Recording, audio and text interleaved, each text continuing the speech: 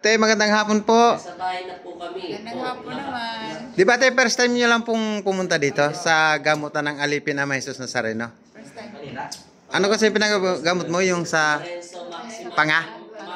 Pagkatingi. O kumusta na yung pandinig nyo po ngayon te? Naririnig na po. Malakas na ang pandinig mo?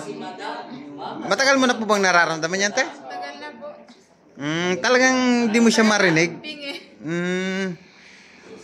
Maganda na pakiramdam mo ngayon te? Maganda na po.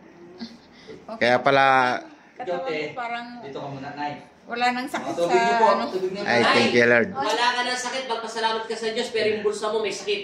Sa tahanan lang po ako.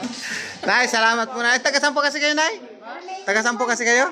Kalamba. Kalamba, Laguna. Okay po. Salamat po pala sa inyong pagtitiwala sa Alipin Ama Jesus Nazareno. Po yung nakapalo kay yung mga kapatid ko po inaakit. Ikaw ang nagdala sa kanila dito. Kuya ko. Taga-Abra? Taga-Abra sila? Nubalichis. Happy siya niya. Nubalichis. Hindi, yung si tatay kanina. Yung kumain ng ipis. Kapatid ko yan. Iba po ba yan? Kapatid ko po. Kapatid mo yun. Okay. Bakit pakinggan kumain ng ipis? Si tatay. Ninipos mo yun, Nay. Sige, ate ha. Salamat po sa inyong pagtitiwala. Ingat po kayo pag uwi. May follow-up check-up pa daw po kayo eh. Yung iba. Yung sa mga kapatid mo. Ang lakas na lang ni tatay. Okay po. Aga-agahan nyo na lang po ha.